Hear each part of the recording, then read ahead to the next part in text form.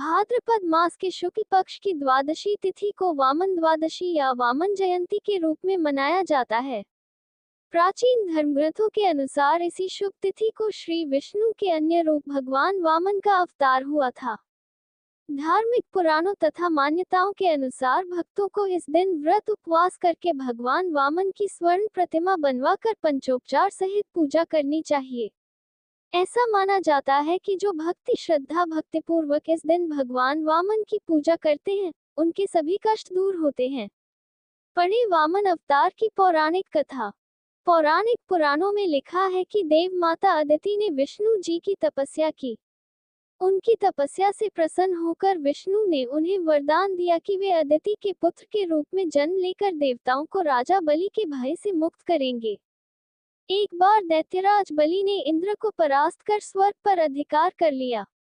पराजित इंद्र की दयनीय स्थिति को देखकर उनकी मां अदिति बहुत दुखी हुई। उन्होंने अपने पुत्र के उद्धार के लिए विष्णु की आराधना की। इससे प्रसन्न होकर विष्णु प्रकट होकर बोले, देवी चिंता मत करो, मैं तुम्हारे पुत्र के रूप में जन्म लेकर इंद्र को उसका खोया राज्य दिलाऊंगा। समय आने पर उन्होंने अदिति के गर्भ से वामन के रूप में अवतार लिया। उनके ब्रह्मचारी रूप को देखकर सभी देवता और ऋषि मुनि आनंदित हो उठे।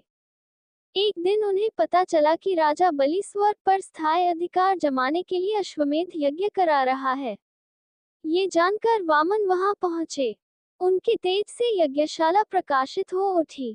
बलि ने उन्हें एक उत्तम आसन पर बिठाकर उनका सत्कार किया और अंत में उनसे भेंट मांगने के लिए कहा। इस पर वामन चुप रहे, लेकिन जब बलि उनके पीछे पड़ गया तो उन्होंने अपने कदमों के बराबर 3 पग भूमि भेंट में मांगी।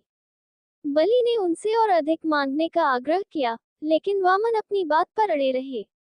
इस पर बलि ने हाथ में जल लेकर 3 पग भूमि देने का संकल्प ले लिया। संकल्प पूरा होते ही वामन का आकार बढ़ने लगा और वे वामन से विराट हो गए। उन्होंने एक पग से पृथ्वी और दूसरे से स्वर्ग को नाप लिया। तीसरे पग के लिए बलि ने अपना मस्तक आगे कर दिया। वह बोला, प्रभु, संपत्ति का स्वामी संपत्ति से बड़ा होता है।